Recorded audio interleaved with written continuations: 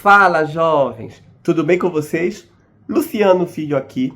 Bem-vindos ao Sábado 14. E hoje vamos falar de Invocação do Mal 4, O Último Ritual. Filme esse que encerra a saga dos Warrens no cinema. Pelo menos é o que dizem, né?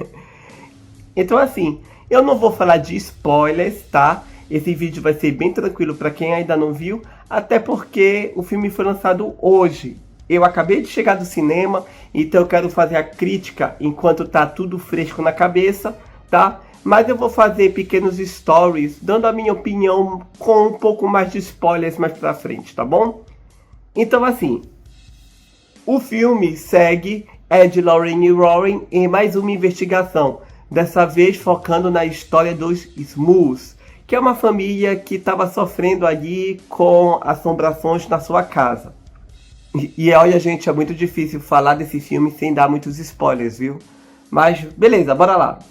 Um ponto que devo salientar aqui é que o filme se passa em 1986, vários anos após os eventos do terceiro filme.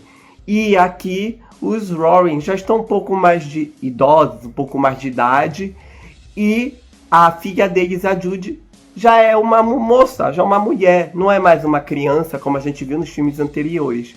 E isso é um ponto muito importante para a franquia. A história, ela foca acima de tudo na família Warren.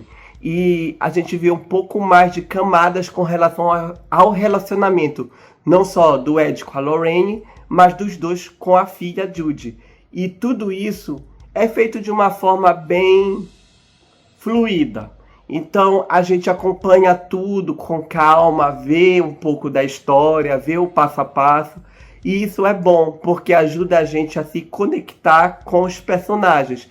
Não que no caso do Ed e a Lorraine a gente precise se conectar, porque a Vera Farmiga e o Patrick Wilson exalam carismas e muita química juntos. Então eles, ok, o que a gente precisa se conectar é da relação deles com a filha Judy. Então é interessante o que eles fazem aqui com relação à introdução, para poder nos dar ali um gancho de, olha, é isso que vai acontecer daqui para frente. E para quem acompanhou toda a franquia do Invocaverso, vai ter um pouco mais de apego, porque viu Annabelle 3, viu Invocação do Mal 1, o 2, e esses detalhes em que a Judy aparece ao longo da franquia são interessantes para ajudar a gente a ter um vínculo dela com a família. E é bom. Por isso eu acho legal ter visto os filmes em que ela apareça. Eu confesso que com o terceiro filme, que tinha me decepcionado porque eu não gostei tanto quanto poderia, e eu não estava esperando muita coisa para esse aqui. Então eu fui com a expectativa muito baixa. E justamente pelo fato de eu não ter esperado muito, acredito que isso me ajudou a gostar do filme, porque eu não esperava muito e ele me entregou aquilo que eu esperava. Ou seja, não muita coisa. Isso não quer dizer que o filme seja ruim. Só que quem vai ver Invocação do Mal 4 esperando o mesmo nível de terror e de imersão que tiveram o primeiro e o segundo filme, vai se decepcionar com certeza. Até porque, gente, o diretor desse filme é o mesmo do A Freira e da Maldição da Chorona, que pra mim são dois filmes muito chatos. Então, por aí eu já pensava que o filme podia não ter o mesmo carisma que os anteriores. E dito e feito, realmente não tem.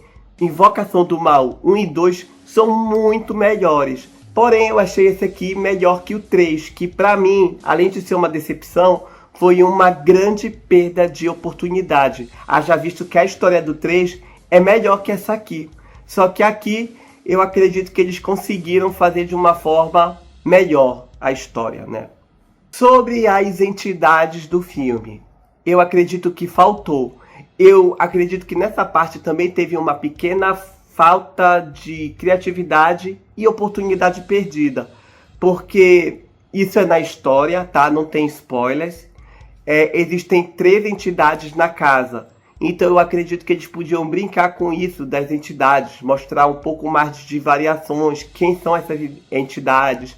a gente vê pelo menos 2 ou 3 e, embora sejam bem feias, os maiores sustos do filme estão no trailer. Então, quando acontece a cena, eu já estava esperando aquele susto porque eu vi no trailer. Então, gente, o trailer mostrou tudo e esse filme não me assustou.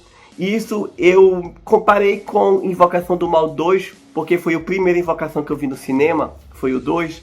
E quando eu vi o 2 no cinema, era um susto atrás do outro. Eu pulava da cadeira com os sustos. Esse aqui não. Eu já estava esperando e quando tinha o susto não era tão grandioso quanto aquele, sabe? Então, até nessa questão a gente vê que isso aqui foi minimizado. Então, além dessa questão das entidades, eu acredito que o demônio do filme, né, o problema de todo o filme, carece de personalidade. Vê, o primeiro filme tem a Bathsheba, né, que é a bruxa, e ela tem aquela cara horrorosa, a gente tem medo dela porque ela é muito feia. No segundo filme tem a Valak, a freira, que também é assustadora, foi uma coisa imponente. O terceiro filme foi fraco, e nem lembro se tem uma entidade realmente assim assustadora. Tem um demônio lá, só que não mostra muito, né, e isso decepcionou porque não assustou e não marcou. Eu acho que o que marcou mais no terceiro filme foi aquele gordão, né? O cadáver gordão. E é isso. A mesma coisa nesse aqui. Tem entidades que são marcantes, porém, o demônio, que é o ser mais importante do filme, o que causa todo o problema, deixou a desejar. E isso enfraquece o filme. Então, de forma geral, Invocação do Mal 4, O Último Ritual, é um filme legal. Ele dá um final bem açucarado e agridoce para a família Warren, dando aí um desfecho e ao mesmo tempo enchendo de nostalgia ao que foi nos apresentado até então de toda a franquia Invocaverso.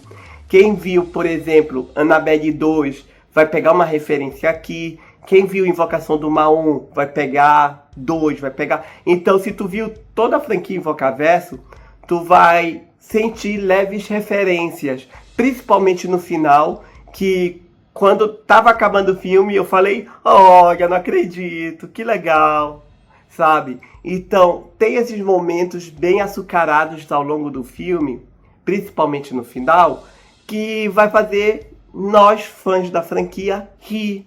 E para um final, para uma conclusão, ele concluiu bem. Se vai ter continuação, pode ter, gente. Hollywood trabalha assim.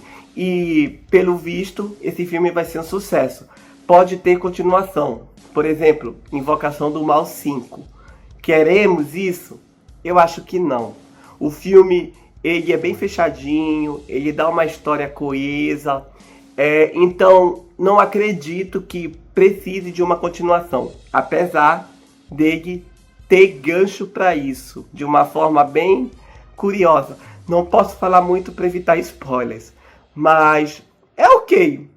Então, assim, gente, de 4 filmes, a minha lista fica: o melhor, Invocação do Mal 1, segundo melhor, Invocação do Mal 2, terceiro melhor, Invocação do Mal 4, e o Lanterninha, Invocação do Mal 3. É isso, gente. Vão lá no cinema, assistam, porque é bom. Só não vão esperando algo do mesmo nível dos 2 primeiros filmes, que aí pode se decepcionar. Se tu for com uma expectativa baixa em relação ao que foi visto em Invocação do Mal 3 e sabendo quem é o diretor, tu pode até se divertir assistindo, sim. Tá certo? Então é isso que eu tenho para falar de Invocação do Mal 4, pessoal. Então até o próximo vídeo. Tchau!